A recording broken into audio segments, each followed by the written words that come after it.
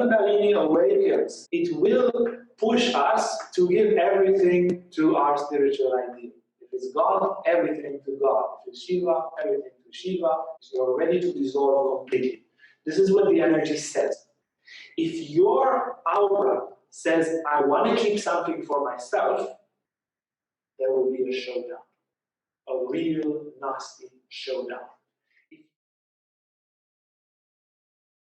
So the channels that Kundalini rise in, they need to awaken and purify very much. And for that, we do Hatha Yoga and meditation. Well, basically, Hatha Yoga and Pranayama would be the best for purifying the physical and energetical channels. The emotional and mental purification will appear through meditation and introspection, and by purifying the attitude. Everything. You need basically to have the perfect spiritual attitude to life if you want to awaken Kundalini. And the spiritual purification will appear from the total devotion to the spiritual ideal. So when Kundalini awakens, it will push us to give everything to our spiritual ideal. If it's God, everything to God. If it's Shiva, everything to Shiva. If it's the divine nothingness, everything to the divine nothingness. You are ready to dissolve completely. This is what the energy says. If your aura says, I want to keep something for myself, there will be a showdown. A real nasty showdown. If you want to keep something for yourself, you're not willing to give your life, you're not willing to give your love, you're not willing to be at risk, you're not willing anything for your spiritual ideal, then you will not let Kundalini rise. And the train is on, is driving. And then poor you trying to hold the train and saying, I want to be selfish. And then all the stuff can come out. You can vomit and have pains and have problems in your body and depression and all the problems that I mentioned with Gopi Krishna. Essentially, you need to be ready to give everything. And once you're ready to give everything, Kundalini says, yeah, you want to give everything? Here. I rise, and you will see how great you become when you give everything. When you are ready to give everything, the universe gives you everything. And everything is a limitless source of energy. Because now you serve the entire universe. So here, the universe will give you back. So the awakening of Kundalini, just to recap, needs to be cultivated daily. The energy needs to be kept intensely. When Kundalini awakens, you don't let it, and then 3 weeks after, awaken it again. The next day is much easier to awaken it than after 6 months. Very difficult to remember how you did it 6 months ago. But if you had it yesterday, even to the little degree, good, do it again today. And then the energy channels need to be kept clean daily. They get dusty every day, and you need to clean them every day. And the idea is to refine the energy, as we said, which is extremely important. And the temptation with Kundalini is to get all emotional and all worked out and agitated about it, as is the case in very much of the New Age movement. When it comes to Kundalini, it looks like a madhouse. And they do awaken Kundalini a bit, but they get so agitated about it that Kundalini stays very gross. Kundalini needs to be balanced by the state of refinement, of relaxation, of detachment. Yeah? When Gopi Krishna lost his focus, Kundalini disappeared. So if you practice the rising of Kundalini, you practice the relaxation, meditation, detachment, quietness. And then Kundalini can become refined and rise to the higher levels. It's super important. If you start to get attached and Kundalini, it's very much a showdown. It's very much a battle. So with that great intensity, you polarize it by being super duper relaxed, completely silent and relaxed. And the final balancing power is Kundalini, being energy, needs to be balanced by consciousness. You need to be super interested, attentive to it. You need to dive into it with great attention to really feel every nuance of it. If Kundalini awakens and you are not present to it, it gets nasty. But if you keep it completely in your consciousness, you know, like a snake in the trainer, yeah, you stay there. As long as your eye gaze at the snake, everything is under control. As soon as you, hey, look how I'm now gazing, the snake eats you. So this state of total attention, which is not forced, it's not like you don't try to. It's as focused as you are when you look at a movie and you're fascinated. This is the state of absorption that appears with the awakening of Kundalini, which eventually leads to the final goal, which is transcendence. You awaken Kundalini fundamentally and firstly by choosing very intensely the spiritual path. If you want to awaken Kundalini, you need to make a firm choice that you want to transform spiritually. Having that as a, let's say, as a vivid aspiration, like you know that you're hungry to that intensity, like you know that you want to breathe to that intensity, you awaken that aspiration, the spiritual longing. The spiritual longing will begin the process. And then to support this process, which needs to start from choice. If you don't have aspiration, forget about it. And then to support that, the entire practice of Hatha Yoga, and particularly the techniques of sublimation, so Dhyana Bandha, the shoulder stand, the headstand, pranayama, for those who are more advanced, you have holy mudras, and other techniques, they are designed for that. And any intense, or even Laya Yoga, when it's practiced correctly, and any intense spiritual practice, also Bhakti Yoga and prayer, once you reach a certain intensity, Kundalini will awaken there. Cleaning daily the energy channels is having a systematic Hatha Yoga practice. Hatha Yoga and pranayama will clear the energy channels together with a very good diet and a background of a state of relaxation. So once you get tensed, emotionally, physically, you get tensed or stressed at work, the energy channels contract, and if you relax, they open. The short answer is yes, it's normal. It's very normal. It can last for weeks and months and years. You can feel it basically all the time. Even when you sleep, sometimes it is like a background of sleep. You are asleep and yet that buzzing there of Kundalini in the back of the spine appears.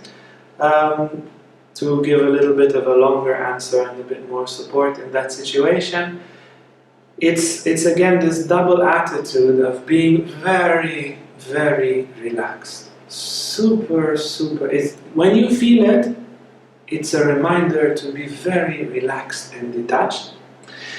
And the second one is, it's a wonderful source of energy that you can just constantly harness. You might need at certain periods to eat a lot, sometimes really a lot, and don't be afraid. What? No, because sometimes you feel, oh my God, I'm really going to eat 6 plates or 10 plates. Yeah. Even 2 or 3 hours of constantly eating in certain stages of this process. I've had such experiences, and somehow the digestive system can take it. You sit very straight and it's just somehow digested. And then if you are eating enough and you are vital enough, this certain buzzing of the spine becomes an inexhaustible source of energy. But please don't exhaust yourself, get enough rest and eat well and have a good schedule. So to have this as a background state of relaxation, to use this constant energy, particularly when you meditate. And like we said, we go moderately, yeah? You're on the 2nd year of yoga, not on the 20th year, so slowly. You don't need to force now, in any way, it's not your nature, to force now Kundalini to the maximum before you have the actual inner decision to marry the spiritual path. So you do it moderately, you use the intensity that's there without squeezing it more, without forcing it more, and you let it feed you. And then the long-term direction is to find aspiration in your heart and to ask yourself, is it really a spiritual life that you want? And if the answer becomes more and more clear, yes, I want to follow the spiritual path, I want to pass a radical transformation of consciousness into a completely ecstatic, loving and devotional being that I know I am inside, if that answer is yes, then the process will gradually intensify and facilitate that transformation. But it needs to start from choice. Yeah? It cannot start from energy and have the other choice, because then Kundalini becomes conflictual. So first, choose if you want to take a few more serious steps on the path. The destructive aspect, as Uriel mentioned, lies in the fact that Kundalini is an amplifier. So whatever is within your being that is not in balance will be amplified as well. So if you have, I don't know what, oversensitivity to things, once Kundalini blows through that oversensitivity, it will become humongous. If you have certain tensions within your body, they can become illnesses if Kundalini blows through them. If you have a mental disease and awaken Kundalini, you can lose it completely. So this is the destructive aspect of Kundalini. Is just like Uriel said, it is a huge train going through, no matter if you are prepared for it or not, which is why it is so important to take into consideration this step-by-step awakening approach, and especially going very much for this point of purification and relaxation that was already discussed quite profoundly. And then you're safe, because then the awakening will happen in a balanced way and exactly in accordance with what your being can really take. So only when you're forcing stuff on top of a system that is not prepared, only then Kundalini has destructive effects. It's very similar to my experience as well when I had my first Kundalini rising in the fashion that I just described, where I just disappeared. I was very, very scared. And also, as it was a standing meditation, I just fainted. And I fainted in a very ridiculous way, just hitting my head several times against the back of my teacher while he was trying to meditate. So I was ridiculed and feeling weird and so forth, and I got very scared to enter again, and I asked my teacher what to do about it, and he just simply answered, look, this is just a story that your mind is building on top of an experience that has been experienced, and you are done with that. Understand that now you might have whatever other experience. When you are, as you said, using your mind to stop yourself from having Kundalini risings, you won't have, or your energetic system might be forced into one, and then it will just be traumatizing. So the most important thing is to set your mind into a direction where you want to actually go. These sort of inner conflicts, they're just so that you show that you don't know what you want. So sit down, feel, as Uriel described before. Do you want to live a spiritual life? Do you want to have experience that reveal your inner truth, that reveal the wisdom of everything, that reveal God, that reveal the unified reality of everything? Then get ready. Face the fear. Okay, this is a fear, it's okay, I can let it go. I want this. I want to meet myself. I want to know who I am. I want to know the canvas of creation. Good. And then go that way. Everything else is just simply a reaction of the mind and of the ego to a spiritual experience. And it's good. You have it now. You make your choice. Go off, go on. Make your choice and move forward from there. The practical thing to do is balance the chakras. Start from Muladhara chakra, root chakra, start balancing. Then move to the next chakra, balance, and so forth. Like this, you prepare your being so that already the rising of Kundalini will not be it will always be severe, but it will not maybe be as jarring or as rattling your cage, because you've already transcended some aspects that were blocked before, you've already taken care to balance your system and so forth.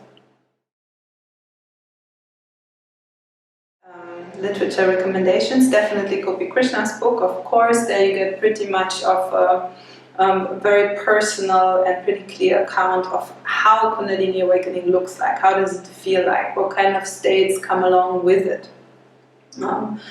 All the steps that he's been going through in order to somehow come to the state of purification and purity that Uriel was referring to. So that is definitely a very, very good book to get a very, very clear account of Kundalini rising. And then to get a little bit more of a, let's say, technical approach to the subject and understand a lot of the symbolism of it. There's a very famous book by Sir John Woodruff, or sometimes sold under his pseudonym Arthur Avalon, and it's called The Serpent Power. The Serpent Power, and you can find a whole lot of information about all the scholarly aspects around Kundalini in that book. And then indirectly, basically in any biography of saints. I keep repeating myself, read biographies of saints. It will make you understand so much more all these technicalities and methodologies that we are talking about and studying in great detail, how they look when they are applied. So yeah, any saintly book you will find descriptions of extremely elevated states. If you don't know where to start, you can start with the autobiography of a yogi by Paramahamsa Yogananda, and you will see that he's describing various spiritual states, and will make you understand much better how these high mystical states look like, how they are achieved, what pitfalls lie within them, and so forth. Hey guys, if you like this video, make sure to like and subscribe to our YouTube channel for more content on spirituality, Tantra and more. And if you want to sign up for our online classes or for our retreats, you can see our website on the description below.